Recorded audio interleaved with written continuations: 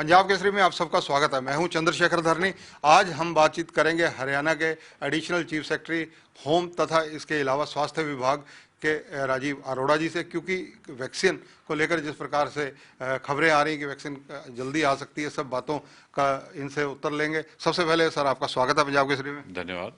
Sir, vaccine को लेकर चर्चाएं हैं कि वैक्सीन कभी भी आ सकती है। इसको लेकर हरियाणा में क्या तैयारी हैं और वैक्सीन की डिस्ट्रीब्यूशन कैसे रहेगी?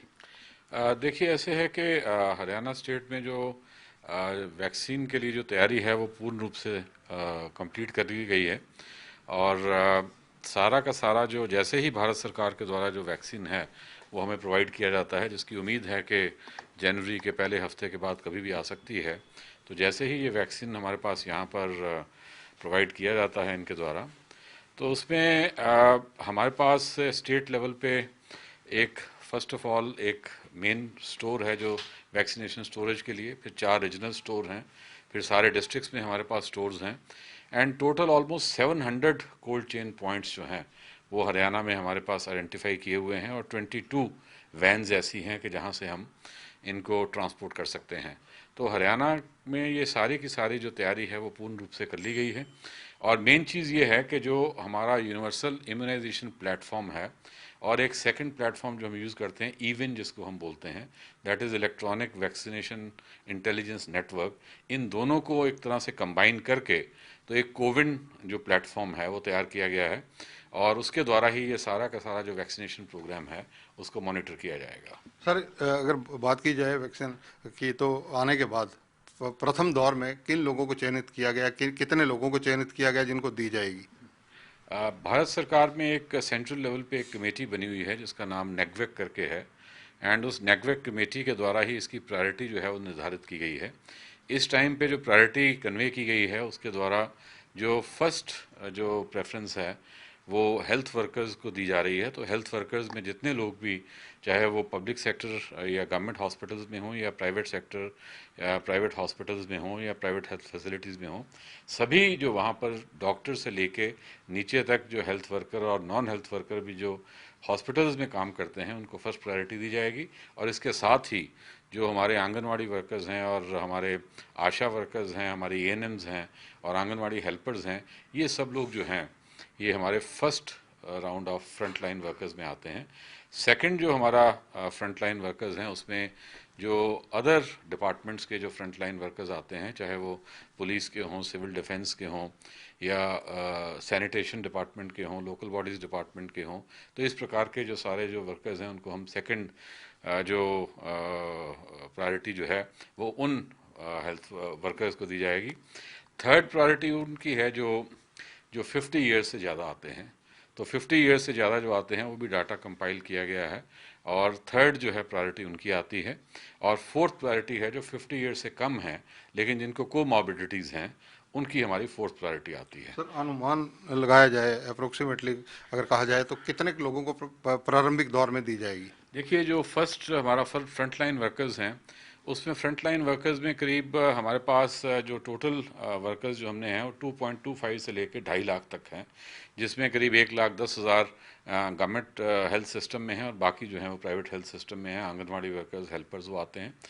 इसी प्रकार करीब 4.5 लाख जो हैं वो सेकंड प्रायोरिटी के जो फ्रंट लाइन वर्कर्स हैं, चाहे वो पुलिस से हैं, वो पैरामिलिट्री फोर्सेस से हैं, सिविल डिफेंस से हैं, सैनिटेशन वर्कर्स हैं, ये सेकंड उसमें आते हैं। 4.5 लाख हैं। इसके बाद जो अबव 50 के एज ग्रुप के हैं वो ऑलमोस्ट 58 to 60 लैक्स जो हैं उनका जो नंबर आता है वो उसमें 58 to 60 लैक्स हैं। और उसके बाद जो फोर्थ हमारी कैटेगरी है जो बिलो 50 ईयर्स के विद कोमॉर्बिडिटीज़, वो करीब 2.25 से 2.5 लाख तक जो हैं आइडेंटिफाई किए गए हैं। तो इस प्रकार से कुल जो हमारा फर्स्ट फेज़ में जो चलेगा वो ऑलमोस्ट 67 to 70 लैक्स तक जो लोग हैं वो कवर होंगे, ये इन 4 प्रायोरिटीज़ के मुताबिक। और इस टाइम पे जो हमारे पास टोटल वैक्सीनेटर्स जो हमने ट्रेन किए हुए हैं, जो एएनएम्स हमारी वैक्सीनेटर्स हैं, टोटल करीब 5,000 एएम्स, इनफैक्ट एग्जैक्टली 5,154 जो हैं एएनएम्स जो इसमें ट्रेंड हैं वैक्सीन देने के लिए, वैक्सीनेटर्स हैं। तो पर डे अगर हम देखें तो एक सेशन में हम 100 तक वैक्सीन जो हैं वो एक सेशन में हम लगा सकते हैं। तो 5,156 का मतलब ये हुआ कि मोर देन 5 लाख वैक्सीन जो हैं वो हम एक दिन में उसको पूरा का पूरा उसको निपटा सकते हैं। सर, केंद्र के द्वारा क्या ऐसी भी कोई गाइडलाइन आई है कि जिसमें जो मंत्री हैं, विधायक हैं या अधिकारी हैं, क्योंकि ये लगातार जनसंपर्क में रहते हैं, उनको भी प्रारंभिक दौर में रखा गया? जो केंद्र के द्वारा जो पहली हमारे पास कम्युनिकेशन आई थी उसमें जो मैंने आपको बता दिया है जिनको उनके द्वारा प्रपोज किया गया है, उसके बाद जो नेगवेक कमेटी है उसके द्वारा उनको ये भी कहा गया था कि कोई भी स्टेट गवर्नमेंट अगर उसमें कोई अपनी इनपुट्स देना चाहती है, सजेशंस देना चाहती हैं कि और कौन सी कैटेगरीज कवर होनी चाहिए तो वो भी दे सकती हैं। और उसके बाद हमने अपनी स्टेट्स के द्वारा भी ये जो अपनी इनपुट्स हैं वो नेगवेक कमेटी के सामने रखी थी। अब उनकी फाइनल गाइडलाइंस जैसे ही आ जाती हैं वैक्सीनेशन से पहले तो उसमें पता लग जाएगा कि जो हमारे इस प्रकार के जो रेवेन्यू फंक्शनरीज हैं, ब्लॉक फंक्शनरीज हैं, पब्लिक रिप्रेजेंटेटिव्स हैं, वो कौन सी कैटेगरी में आते हैं वो क्लियर हो जाएगा। सर, वैक्सीन जो लगाएंगे, जिनको ट्रेनिंग दी जा रही है, आपने जिक्र भी किया एएनएम्स का, इसके अलावा डिस्ट्रिक्ट हेडक्वार्टर्स पर कैसे मॉनिटरिंग सारी होगी और किस व्यवस्था के तहत होगी? देखो ये जो पूरा है एक जिस प्रकार से एक इलेक्शन का सिस्टम चलता है उसी प्रकार से ये पूरा का पूरा उसी पैटर्न पे ये सारी इसकी ट्रेनिंग की गई है। Apart from central government, national level पे जो उनकी कमेटीज़ बनी हैं, स्टेट लेवल पे एक स्टेट स्टीयरिंग कमेटी है जो हेडेड बाय चीफ सेक्रेटरी है, उसके बाद स्टेट टास्क फोर्स है जिसको मैं हेड करता हूँ, उसके बाद एक हमारी वीकली मीटिंग होती है जो हमारे एमडी एनएचएम जो हैं वो हमारे नोडल ऑफिसर हैं। स्टेट टास्क फोर्स के नीचे हमारी डिस्ट्रिक्ट टास्क फोर्स है जिसमें डिप्टी कमिश्नर्स हेड हैं और उसके नीचे ब्लॉक के टास्क फोर्स हैं जिसमें तहसीलदार या बीडीओ या जो भी वहाँ पे सीनियर ऑफिसर हैं और supported by the medical staff. So इस प्रकार से चारों हर लेवल पे हमारी अलग अलग कमेटियाँ बनी हुई हैं। और इसमें यह भी कहा गया है कि टोटल हमने जैसे करीब जैसे इलेक्शन में पोलिंग बूथ होते हैं इसी प्रकार इसमें हम वैक्सीनेशन साइट्स हैं जो हमने आइडेंटिफाई की हैं, तो करीब 21,000 साइट्स जो हैं वो हरियाणा में हमने इस प्रकार से आइडेंटिफाई की हैं।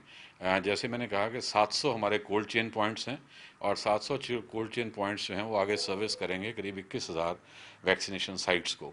और जिस दिन वहाँ पर सेशंस लगेंगे तो उसमें हर एक जो ग्रुप बनाया गया है जो वैक्सीनेशन ग्रुप है उसमें 5 लोग होंगे, जिसमें एक तो जो एएनएम हैं जो वैक्सीनेटर हैं वो होंगी, उसके साथ 2 सिक्योरिटी के लोग होंगे, एक होगा जिसको हम कहते हैं कि आइडेंटिफायर के, जैसे अगर कोई व्यक्ति अपना वैक्सीन लगाने के लिए आता है तो उसको आइडेंटिफाई करने के लिए उसके पेपर्स वगैरह सारे देखने के लिए, और दूसरा व्यक्ति होगा वेरीफायर।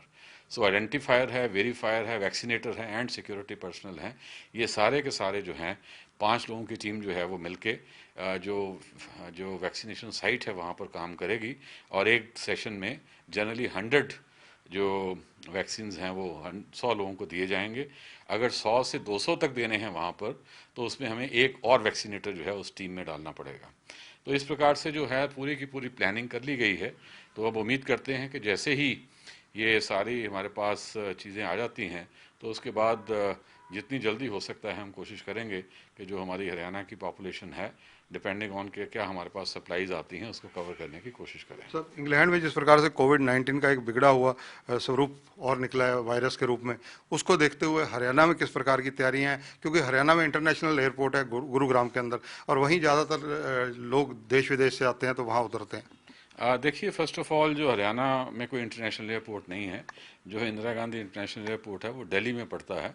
वो अलग बात है कि वो गुड़गांव के नज़दीक पड़ता है, लेकिन जैसे शुरू में आपको ध्यान होगा कि जिस टाइम पर जो इंटरनेशनल ट्रैवल जब बंद किया था और इंटरनेशनल ट्रैवल पर रिस्ट्रिक्शंस हुई थी तो उस टाइम पे भी बाकायदा हर स्टेट गवर्नमेंट के द्वारा इंटरनेशनल एयरपोर्ट्स के ऊपर अपनी अपनी स्टेट की टीम्स को वहाँ पर बिठाया गया और जो भी व्यक्ति उन पर्टिकुलर कंट्री से आते हैं जिसके बारे में कोई इस प्रकार की न्यूज़ आती है तो सभी जो डाटा है ब्यूरो ऑफ इमिग्रेशन के माध्यम से वो हमें कन्वे होना शुरू हो जाता है। हमने भी जो ब्यूरो ऑफ इमिग्रेशन के माध्यम से और भारत सरकार के माध्यम से जो भी यूके के रिटर्नीज हरियाणा में आए हैं उन सब का डाटा लेके सारे अपने डिस्ट्रिक्ट्स में सर्कुलेट कर दिया है और उनको फिजिकली कांटेक्ट करके उनकी कंडीशन देख के उनको सर्विलेंस में रखा है और जिस चीज़ की ज़रूरत है कि कोई सिम्टम्स हैं या कुछ हैं उसकी इमीडिएटली हम टेस्टिंग कर रहे हैं। सर, कोविड-19 की बात की जाए तो कोविड-19 आज क्योंकि अनलॉक पीरियड चल रहा है, लोग जनसंपर्क बढ़े हुए हैं, रैलियां और गैदरिंग हो रही हैं, विवाह शादियां, तो इस दौरान में आज कोविड की आपके हिसाब से, आंकड़ों के हिसाब से क्या स्टेज है? देखिए जो आंकड़े हैं वो तो इस टाइम पे बहुत इनकरेजिंग हैं क्योंकि ऑलमोस्ट ऑल टाइम लो जो हैं इस टाइम पे जो पॉजिटिव केसेस आ रहे हैं, पॉजिटिविटी रेट ऑल टाइम लो है और इसके साथ ही जो इवन फर्टिलिटी रेट है वो भी कम है। लेकिन हमारी जो सैम्पलिंग है, हमारी जो टेस्टिंग है, उस पे हमने किसी प्रकार से भी रिलैक्स नहीं किया है। हमारी जो सर्विलेंस है, हमारी जो बाकी सारी की सारी चीज़ें हैं, किसी के ऊपर भी हमारे द्वारा कोई रिलैक्सेशन नहीं की गई है। तो हम ये उम्मीद करते हैं कि जो इस टाइम पे जो बहुत अधिक मात्रा में जो हमारी पॉजिटिविटी कम हुई है, पॉजिटिव केसेस कम हुए हैं, कोशिश करेंगे कि इसको मेंटेन रखें। और इसी प्रकार अगर मेंटेन रहा और उसके बाद वैक्सीन आ गया तो हम उम्मीद करते हैं कि ये स्टेट के लिए, देश के लिए बहुत अच्छा होगा। धन्यवाद अरोड़ा साहब। तो ये हैं राजीव अरोड़ा, बता रहे हैं कि जिस प्रकार से अब वैक्सीन आएगी और किस प्रकार की तैयारियां की गई हैं, सारी खुलकर इन्होंने चर्चा पंजाब केसरी से एक्सक्लूसिवली की है। कैमरामैन सुनील के साथ चंद्रशेखर धरनी, पंजाब केसरी टीवी, चंडीगढ़।